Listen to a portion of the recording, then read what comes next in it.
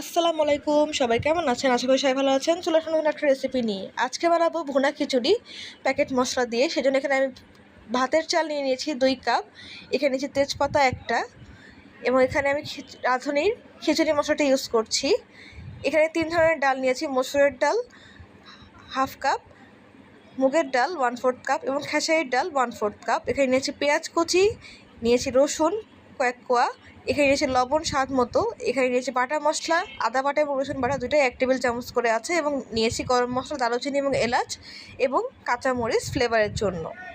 তো রাঁধুনির খিচুড়ি মশলায় কিন্তু অলরেডি লবণ, ঝাল এবং হলুদ এগুলো দেওয়া থাকে, তো আন্দাজ করে ঝাল এবং লবণের পরিমাণটা কমিয়ে বা বাড়িয়ে নিতে পারেন। তো চলুন কথা না বাড়িয়ে চলে যাওয়া যাক রান্নার প্রিপারেশনে। তো প্রথমে চুলায় একটা পাত্র বসিয়ে নিয়েছি এবং দিয়ে দিচ্ছি তেল। আজকে আমি সয়াবিন তেলটা ইউজ করছি।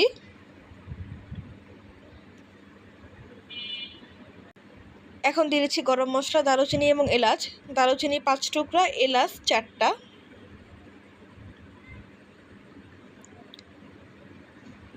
এই পর্যায়ে আমি দিয়ে দিচ্ছি পেঁয়াজ কুচি।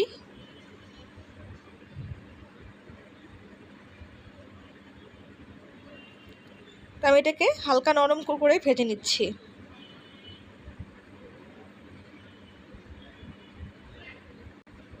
দেখেন আমার পেঁয়াজগুলো গোল্ডেন ব্রাউন করে ভাজা হয়ে গেছে।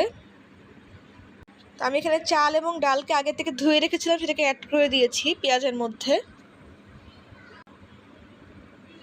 এখন এর মধ্যে দিয়ে দিব কাঁচামরিচ 6 থেকে 7টা। যে যেরকম ঝাল খান সে আন্দাজ করে ঝালের পরিমাণটা কমিয়ে বা বাড়িয়ে নিতে পারেন। আমি আরেকবার মেনশন করছি, রাঁধুনি খিচুড়ি মশলা কিন্তু অলরেডি ঝাল দেওয়া থাকে।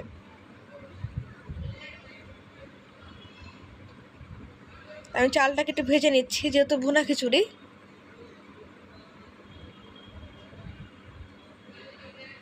এই পর্যায়ে আমি দিয়ে দিচ্ছি লবণ স্বাদ মতো।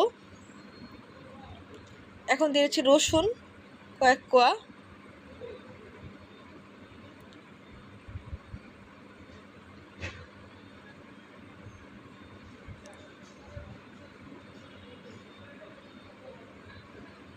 আমি ভেজে নিচ্ছি। এখন দিয়ে দিচ্ছি বাটা মশলা, আদা বাটা এবং রসুন বাটা।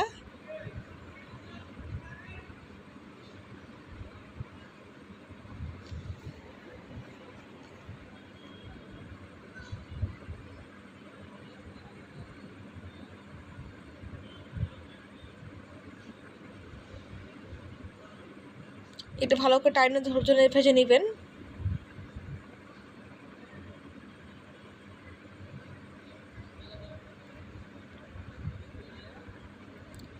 যখন দেখবেন চাল থেকে ভাজার একটা সাউন্ড আসছে, সেই মুহূর্তে বুঝতে পারবেন চালটা আপনার প্রপারলি ভাজা হয়ে গেছে।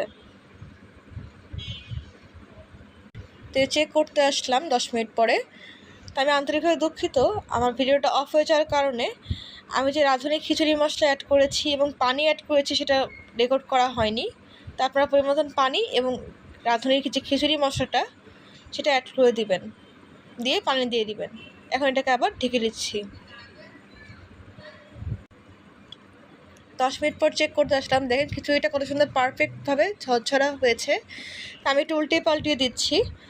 তো আপনারা যারা রেস্টুরেন্ট স্টাইলে খিচুড়ি বাসায় তৈরি করতে চান তারা অবশ্যই এর রেসিপিটা ফলো করে ট্রাই করবেন, আপনাদের কাছে ভালো লাগবে। একদম বাবুর্চিদের মতন করে রাঁধুনি মশলা দিয়ে কিন্তু এই খিচুড়িটা আপনারা বাসায় তৈরি করে ফেলতে পারবেন খুব ইজিলি, ইনস্ট্যান্ট। তো আমি এটাকে আবার ঢেকে দিচ্ছি 10 মিনিটের জন্য।